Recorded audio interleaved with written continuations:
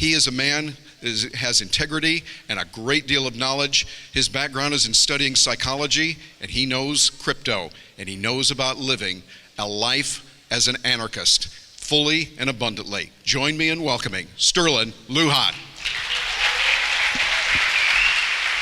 Thanks a lot, Terry. Oh, this is amazing.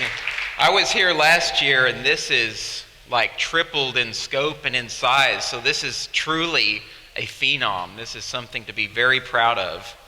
You know, there's something though, I came to Acapulco last year, and I'm here this year, and I keep seeing these news articles suggesting that there is going to be violence in the streets, people are going to be murdering each other, and that if you come to Acapulco, you're just going to not come back because you're going to get killed, you're going to get thrown off into the ocean to sleep with the fishes. But that apparently was not what happened. All right, that's obviously propaganda. So it's great to be here, and I'm great to see all of you lovely individuals here with me as kindred spirits engaging in rampant anarchism.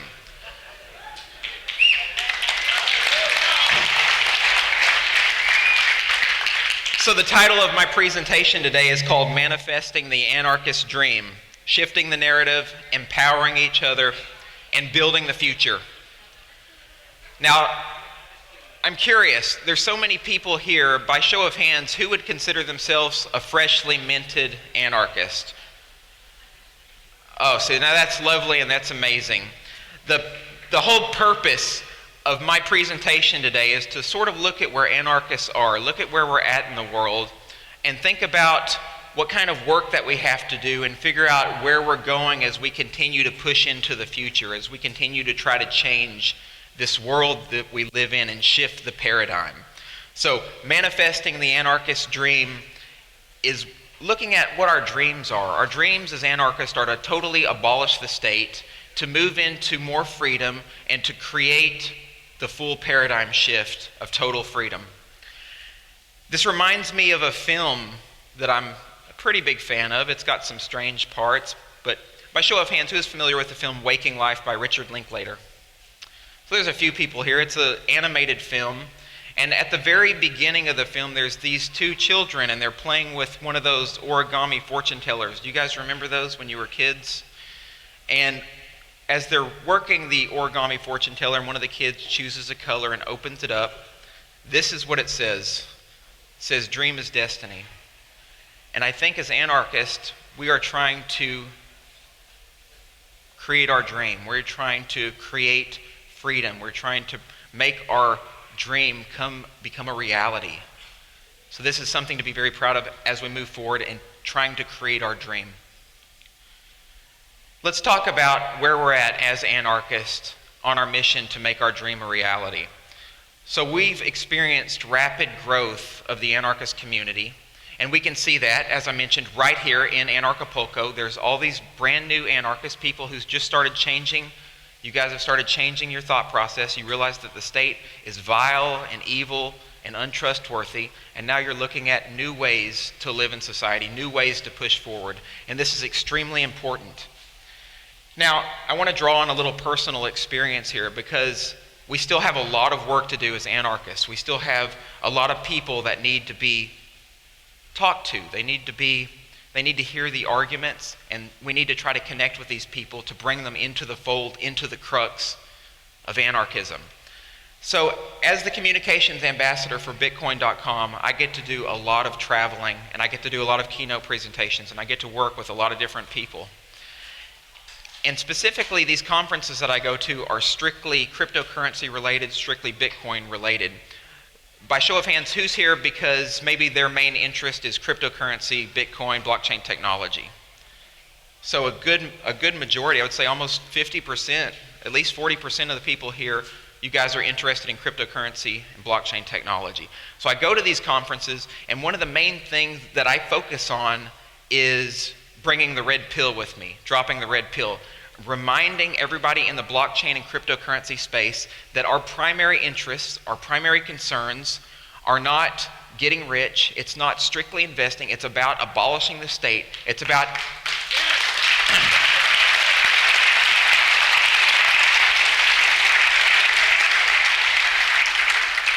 don't get me wrong, if we make a little money on the way, that's going to be a great thing because we can create more freedom and help engage in more initiatives that help us create freedom when we have more money. So that's great.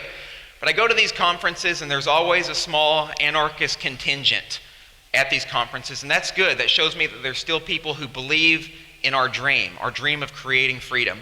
However, there's still conferences that are more statist-minded, or people who enjoy government, or whose primary focus is on figuring out the best way to polish the boot. And that is not what we need to be trying to do in these particular communities. So I was in Los Angeles, it was about a month ago, and I was at a conference called a Crypto Funding Summit. And bear in mind, this is California, so just keep that in mind.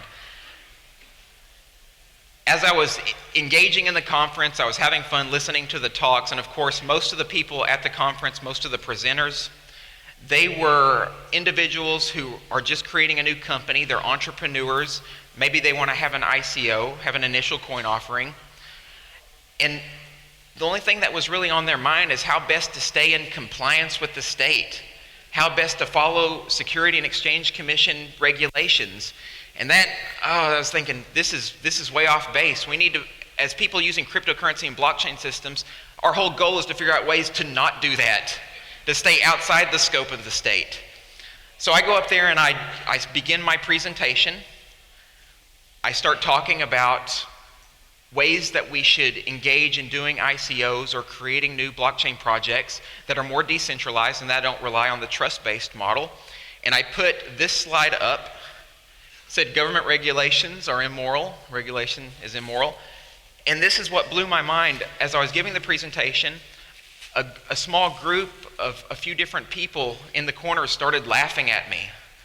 They started laughing audibly. And it was so disturbing to me that I stopped my presentation for a moment and I looked over and I thought, should I just tell these people to shut the hell up, or should I just continue on with my presentation? Decided to go take the higher ground, the high road, and just continue on with my presentation. But here's what happened. I figured out why these people were laughing at me after the fact. And you can't make this shit up. I got off the stage, and then the very next person who went up, it was a woman, and she was a Security and Exchange Commission attorney. And I was just up here saying that government regulations are immoral, and I believe I might have used the word sociopath once or twice.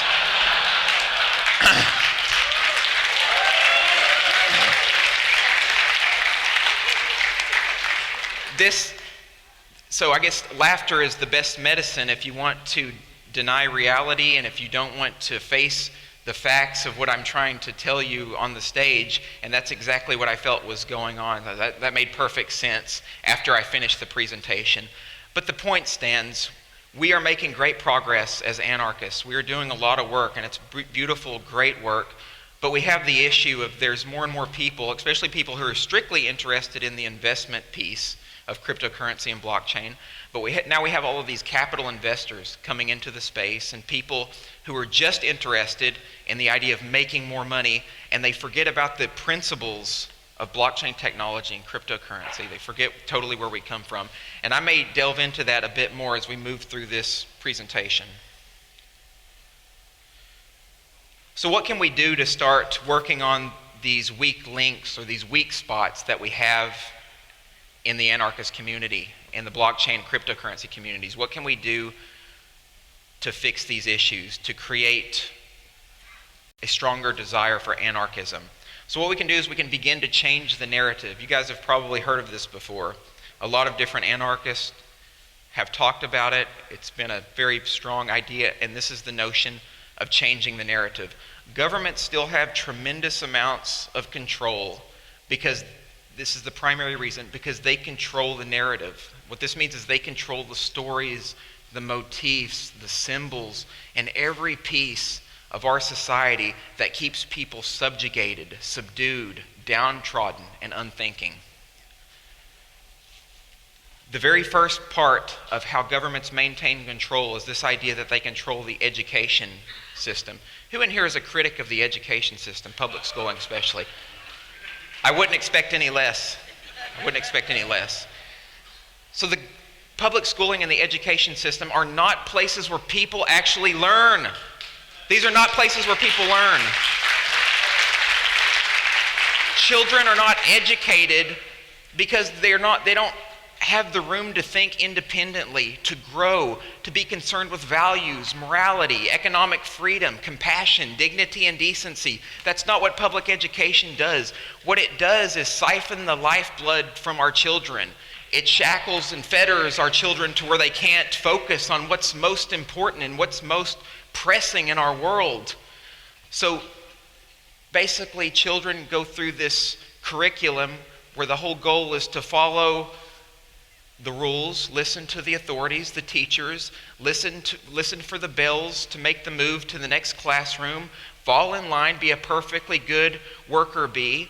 And all of this is working according to government as it's supposed to be because it's based on the Prussian model of education, which was just that, to create citizen worker drones or people who will obey at any cost and who won't think. This actually reminds me of something. Is anybody familiar with, he's a conservative commentator and his name is Mark Dice. Is anybody familiar with Mark Dice and some of the videos he's created?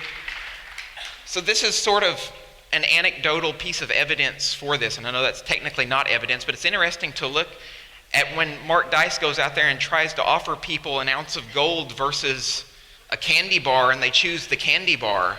That's rather disturbing. Or when he goes out and he asks people, what happened in 1984? And they're like, the year? Well, I don't know. He said, no, the book, 1984. Do you know what happened in it? And they have no clue. What about the term Orwellian? Does that ring a bell?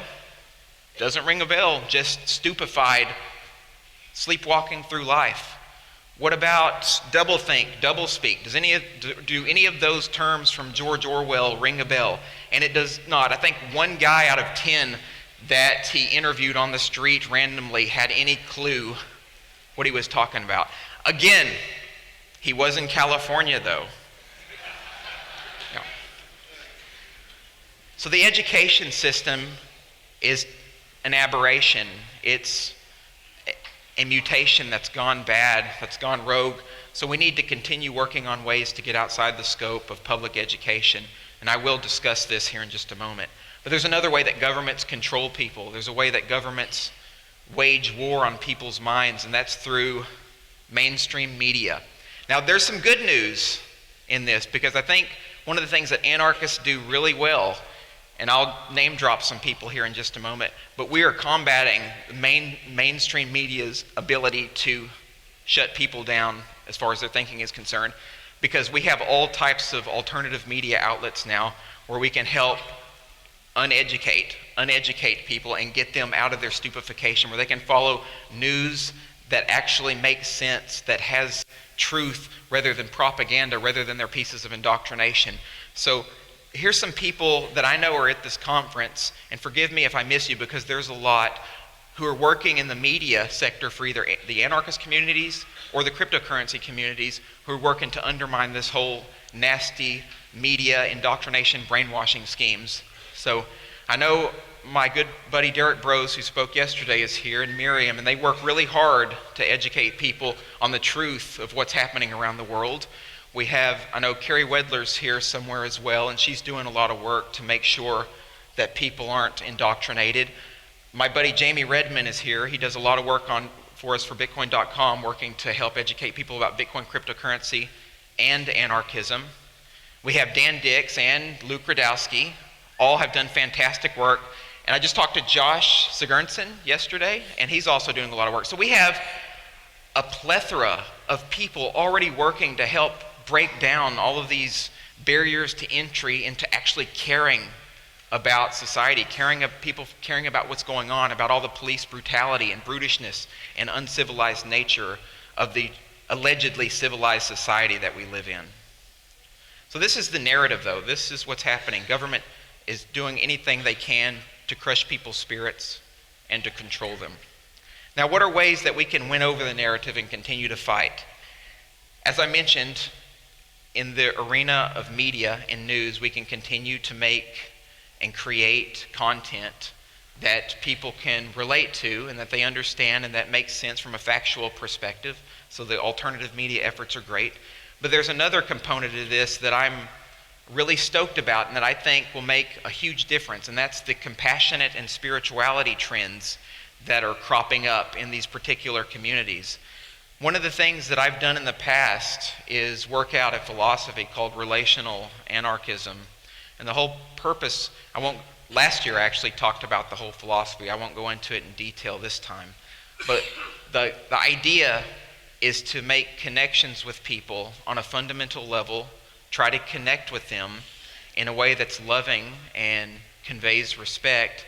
And in that way, we actually earn each other's trust, and we can know each other in such a strong way that we're not liable to use violence against each other. So the idea of making connections and deep contact with people is actually living anarchistically. It's creating the type of communities that we want to live in, because governments and authorities, their considerations are never in line with compassion, are never in line with love, and if it is, it's pseudo-love, it's pseudo-compassion, it's based in a lie, like the whole idea that the welfare programs in society actually contribute to the poor. These are all frauds. These are pseudo forms of love and compassion. So if we can actually exercise compassion and work with people on a fundamental level, we can help wake them up. We can help bring them into what it means to actually be a caring, loving, and kind human being for the promotion of anarchism and living in freer communities, because this is part of what it's going to take. It's not just going to take the arguments. The arguments are very important, but this is another piece of the puzzle that we have to pay attention to. Another thing that's cropping up, and this is something that I've been really digging my heels into recently because it's so important. It might even be as important or more important than the compassionate and connection piece, and that's technology. We have Bitcoin, we have cryptocurrency, Bitcoin Cash, we have a whole plethora of different cryptocurrencies that are already being used to undermine the state and to take our economic freedom back. Now, there are some difficulties in this space because there's a lot of political infighting, but I'm not too concerned about that on the long term. I think that as soon as we begin to scale this technology effectively, by the way, support Bitcoin Cash 100% for the promotion of this, but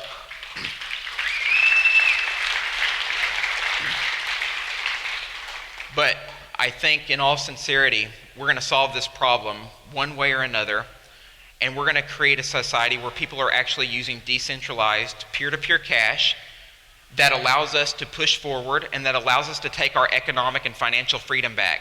And here's the thing, this is why this technology is so absolutely important, because people will start using it even if they don't have the philosophy in their heads. If they don't have the philosophy in their brains, it doesn't matter, because they're just going to be living freely as a virtue of the technology. Because what the technology allows them to do is to take their finances back and to learn more about self-sufficiency and about economic independence. So this is a beautiful time to be alive as far as these amazing technologies that are coming to fruition is concerned.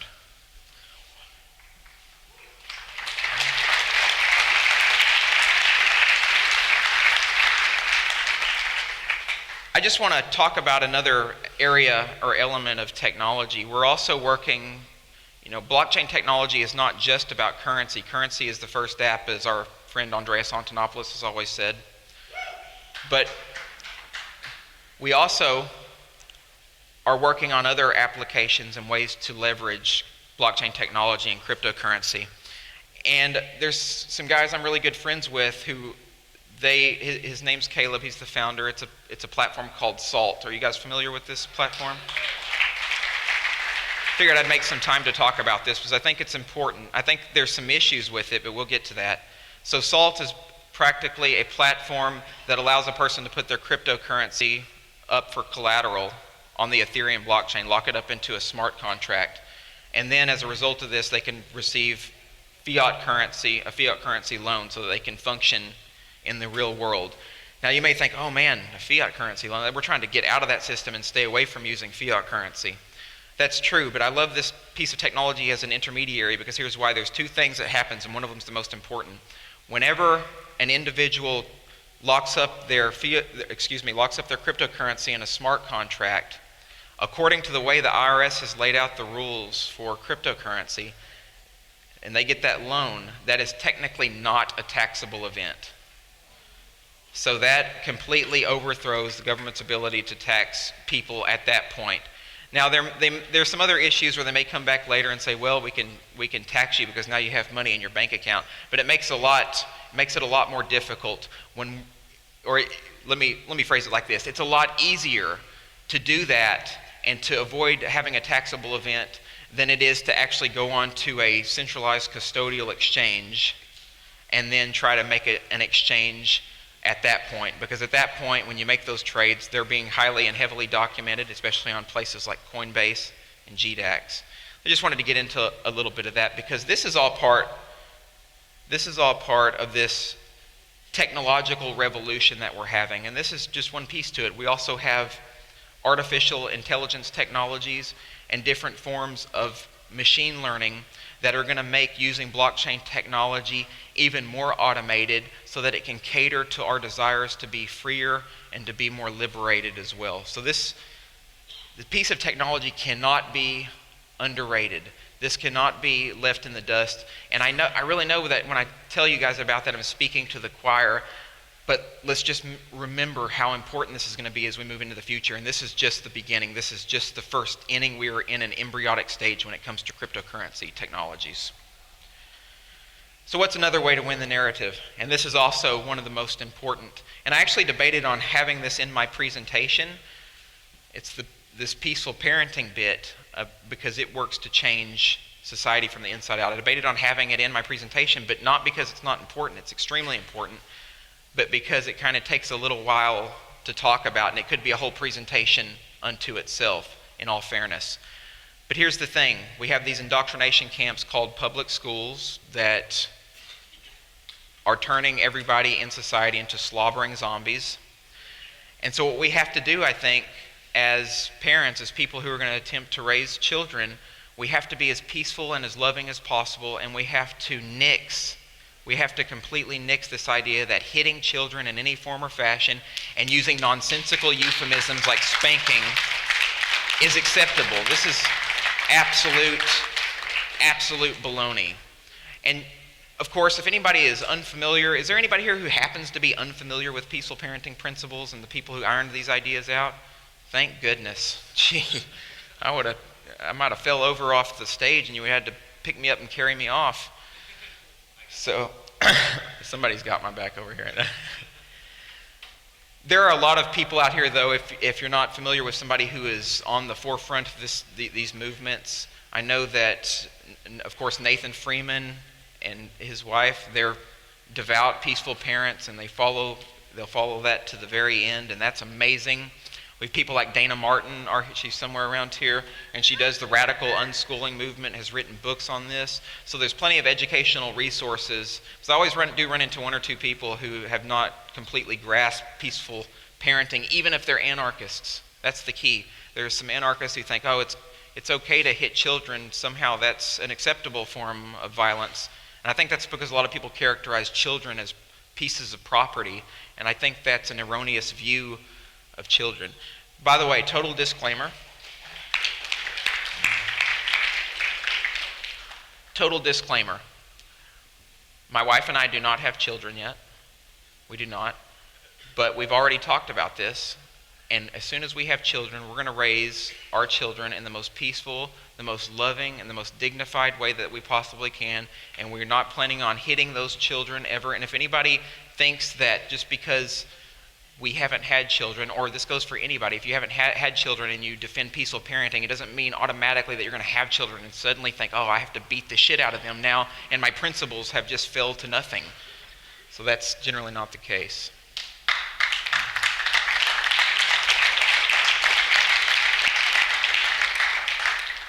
One other little point on peaceful parenting. I read a really good book a couple of years ago by a psychoanalyst named Alice Miller, and the book is called For Your Own Good. And I thought this was interesting. in her book, she goes much deeper than the idea that just hitting children is wrong. That's very important. But she elaborated on this concept called the poisonous pedagogy. And what she suggests is that culture, these societies that we live in, erect institutions that defend harming children, that make harming children an institutionalized endeavor. And the process of this institutionalized endeavor is to squash a child's ability to feel and to actually be human beings, to have emotional expressivity. These poisonous pedagogues, they squash that because they want to make children just have the ability to follow rules and to fall in line and to make sure they adhere to the proper etiquette and structure of society. So what we need to remember is keep her words in mind. Keep Alice Miller's thoughts that maybe we have to be emotionally generous to our children as well as not hitting them in order to create the kind of compassionate, beautiful, anarchistic societies that we're trying to build. Check out her book, For Your Own Good. Now, this is why we have to make these changes, and this is expressly important to me. What we're dealing with is not just government's attempt to harm us physically. We're embroiled in the midst of a spiritual battle, a battle for our souls, for our essence as humans. What it means to be controlled and compelled to do things and to actually instead of actually being able to live your life of your own volition, means that your very essence is being malnourished. It's being eroded. You can't actually live of your own volition, of your own free will, and of your own autonomy if you can't do anything because some guy that lives thousands of miles away has the ability to scribble down something on a piece of paper and manifest it into this amorphous thing called law that doesn't make any sense. So this is an absolute battle against our consciousness as human beings. Let me share one of my own experiences to help illustrate this point. I've talked about my story a lot in many different contexts, in the context of the conference scene, in the context of videos, and in a lot of different ways. And some of you may remember I came to wake up and I came to experience myself as a true human being for the first time after taking a little red pill called MDMA. I took MDMA for the first time when I was 25 or 26. And prior to this time, the first 25 or 26 years of my life were a big, large, gaping void, a gaping chasm where nothing sensual, nothing decent, nothing of concern actually existed. I took the pill and I had these epiphanies. I realized that I was a lot more powerful than I had thought I was in the past. I realized I was a lot more intelligent. I actually had this mantra on the peak of the drug. As I was coming up, I was touching things and touching myself, and I was having all of these insights. It was this cascading experience. And I remember telling myself that I'm a lot smarter than anyone ever told me I was. I'm a lot smarter than anybody ever told me I was. I'm a lot smarter than anybody ever told me I was. And at this moment, as I had that epiphany and I started thinking about my past and everything that had happened to me in life, I'd realized that I had been lied to and misled by a variety of different people in my life, be it the educators, be it family members, you name it, anybody who was in my life. I never felt propelled to exercise the creative piece of myself, to exercise the sovereign piece of myself, to actually be a goddamn human being. It didn't actually happen until I took MDMA. So here's what's going on. If that happened to me, I would imagine there's a lot of people who also existed in a kind of stupor and aren't actually thinking about life or caring about life or have any kind of concerns about their freedom or about what governments do to people. That's what we call a spiritual war on our essence as human beings. When governments are out there propagandizing and tearing people down to where they don't have any kind of cognition or self-thoughts, that means they're just zombies. And that's what these people want. That's what these slave owners called politicians and tyrants want to do to everybody. So I say to hell with that. I say that we come out of our shells and we continue to help wake people up. And this does not mean necessarily that we go handing out MDMA to everybody on the streets. I mean, that might be a consideration, but I will tell you this. That's exactly what I did after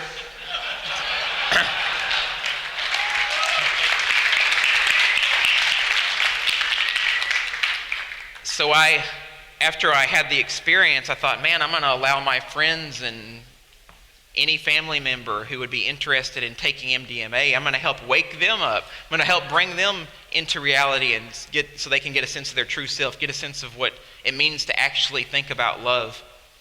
So I went around and I had a bunch of MDMA and I sold it to a whole bunch of people, but particularly people who were close to me. And then I would bring them, we would go over to my apartment or to their house. And I said, the rave scene thing is cool where you go out and have a whole spiritual revelry all night long. That's great. But let's try this in the quiet environment of the house and let's just have some discussions. Let's talk about you. Let's talk about me. Let's talk about life. And it helped a lot of people, but I realized, unfortunately, different triggers exist for different people to wake up from their stupor. I wasn't able to help everybody, even though I thought I was going to be a spiritual technician and try to save the world. So I do think MDMA is very powerful for a lot of people, especially if they're at a certain point in life. And this doesn't just go for MDMA. There's actually more powerful compounds than this. We have the plant teachers. Luis was just on the stage talking about entheogens. All of those plants are very important for helping certain people get out of ruts, things like addiction, things like facing who you are, and that's all extremely important. But there are other ways as well, so we have to focus on all of our strategies, all of our tools in the anarchist tool belt, and look at ways to manifest this mass consciousness awakening. That reminds me, this idea that people are just stupefied on a mass level reminds me of a psychologist I read at one time. The book's called Waking Up, I think. It's Charles Tart. Anybody familiar with Charles Tart? It's kind of an obscure piece of writing. But he said what people are involved in is this idea of consensus trance. So everybody gets in this trance-like mode where they're just ambling through life. And that just reminded me of that. This is what these compounds and these tools all help people to do, is wake up. But I think cryptocurrencies are also perfect for that, the perfect solution to that as well.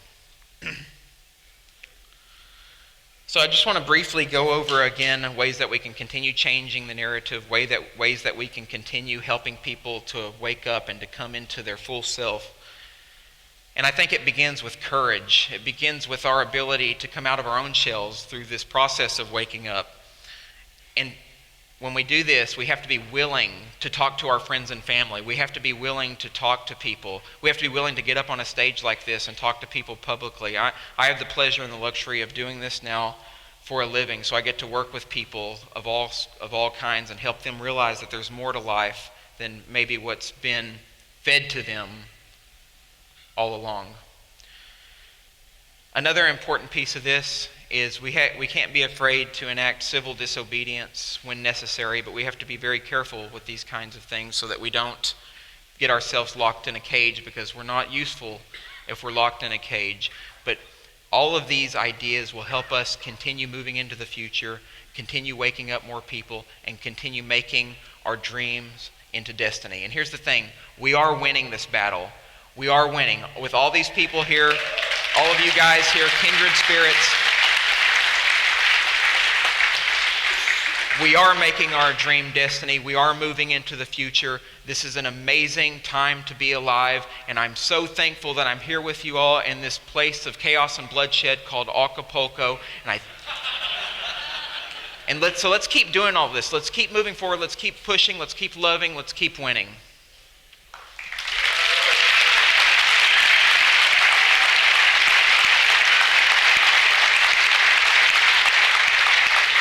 So now it looks like I have about 10 minutes, so I'm going to take some questions.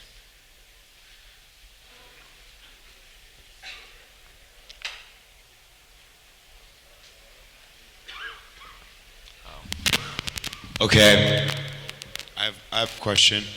So I thought it was really cool that you talked about your experiences with MDMA.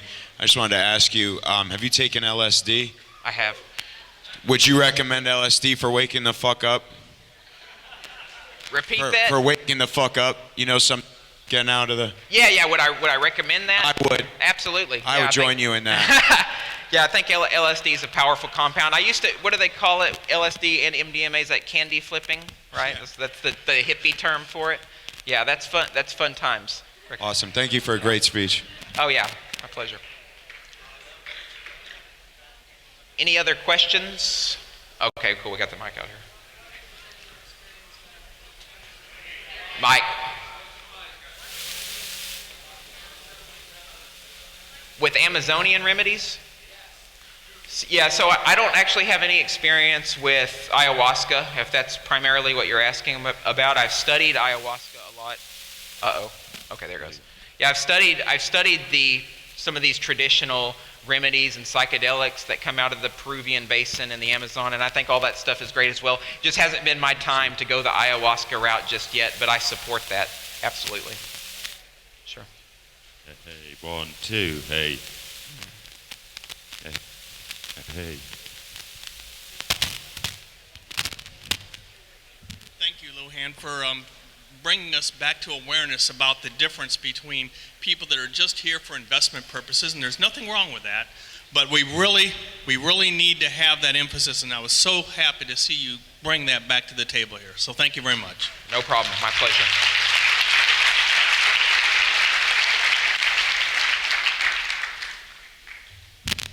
Sterling, great talk, man. So you asked the question, how many people were new anarchists here?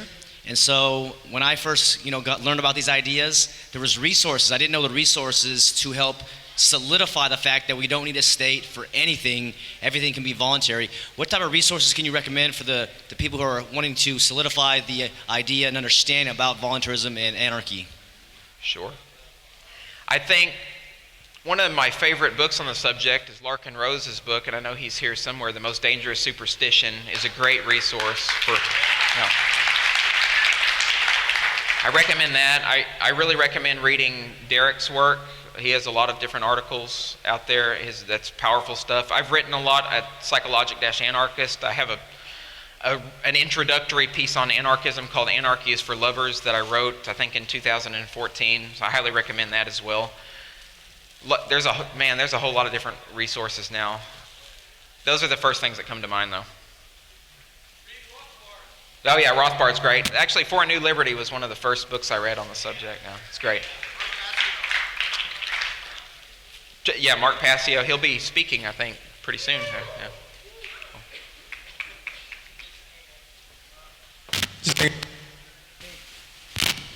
All right, just fixed it with my energy. You all saw that, right? Hey, yeah, so I completely agree. I've done NDMA. I can attest. It's exactly how you describe it. What are your thoughts as far as cannabis and similar methods? Because I use that a lot more frequently, like right now, and like it has similar effects, Like everybody's laughing, you know what I mean? What are your thoughts on that? Yeah, cannabis is interesting. I've never been a personal fan of cannabis because I always have these massive anxiety attacks. And it's funny because I take all these other compounds that are a lot more powerful, people would say, MDMA, LSD, etc. But and I have a story I'll tell you off stage. It's a little too long to tell you about cannabis edibles, but let's hear that.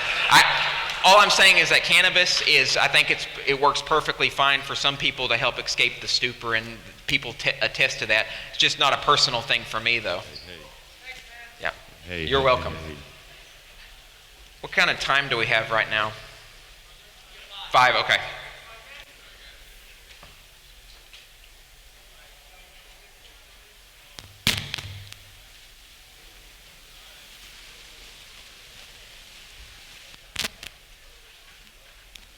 Hi.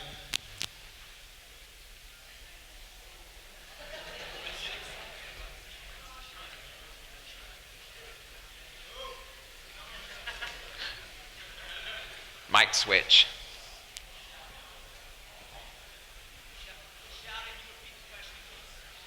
Yeah, can you repeat the question, please, sir?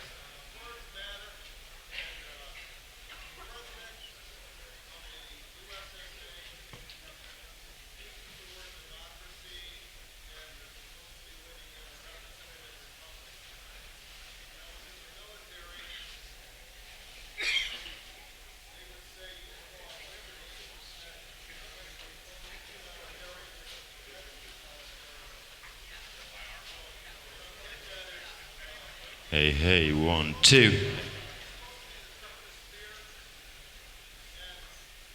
I think your mic's coming. Yeah, I can't 1, hear 2. you. Now, there you go. We use the word liberty a lot, and we're supposed to be the tip of the spear. I use it myself, but to me, I think we're after freedom, aren't we? We're not after liberty. I mean, there's a big difference between the two words, and I just thought I'd throw that out there and maybe get your opinion on it. Yeah, I think a lot of times you're right. People tend to use the term liberty and freedom synonymously. I even fall into that pattern as well. But I think freedom just means absent from course of authorities telling you how to live your life. That's what freedom means to me. That's a big piece of it. And those course of authorities can be anybody. It can be a thug on the street who's trying to rob you. So that absolutely the case. It's always good to define our terminology, especially if we're getting into a very technical discussion with people. Yeah. Hi, Sterling. Thank you for speaking. I live in Asia, in Hong Kong and China, and I do cryptocurrency investment and education. And a lot of the people there are just there to make money. So I was wondering if you had any good, arguments or explanations that help people, open their eyes to what cryptocurrency is really all about. Yeah, I think telling them a story is the perfect way to make this happen. So oftentimes when I go to speak in conferences, I tell the story of the cypherpunks, and that's something that Jamie has also talked a lot about, this guy down here. But telling them the story of the cypherpunks and where this technology really originated from is very important for getting them to understand how important for freedom it is. And if you want a specific example of what the cypherpunks did, so there's a gentleman by the name of Timothy May, who is one of the original cypherpunks, and he wrote a great article that really presaged all of this called the Crypto Anarchist Manifesto. So telling them the history of where this technology all comes from and reminding them of where we come from as well as people who embrace it, that's the direction I think you should go. Yeah.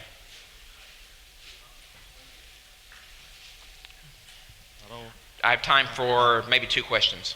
I think the best thing of crypto is best thing about crypto is it's broke the monopoly of the printing money of government, power to printing money, and then soon it's gonna be private. So government going to lose the power to tax people. So we're gonna see that maybe next 10, 20 years, the reduction of government gonna shrink. So we know that, and I think that something we all here should do is that to get into the business of like a governmental, it's like a service, public service.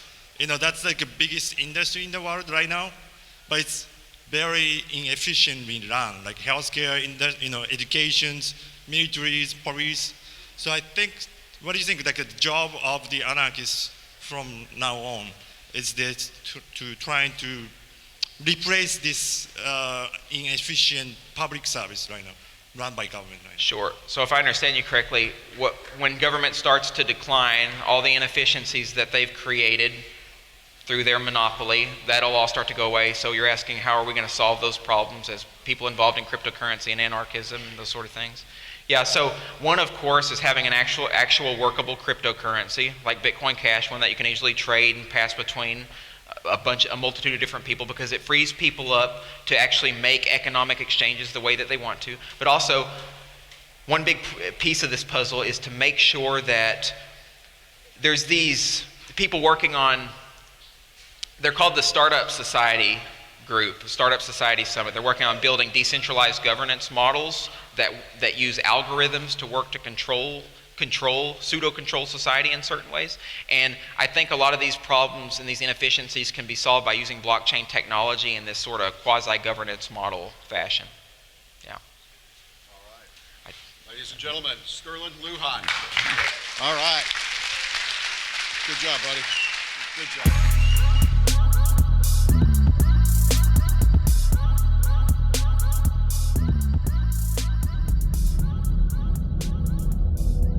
There was an idea to bring together a group of remarkable people to see if we could become something more so when they needed us, we could fight the battles that they never could.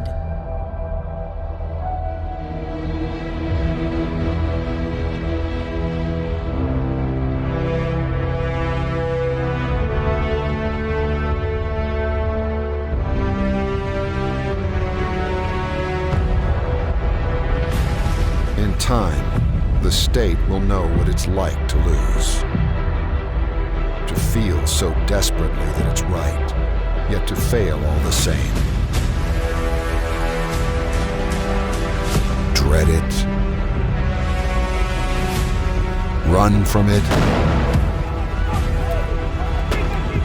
Freedom still arrives.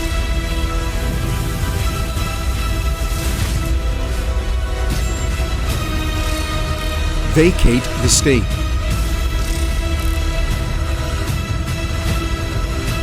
Engage all the speakers and get this man a microphone.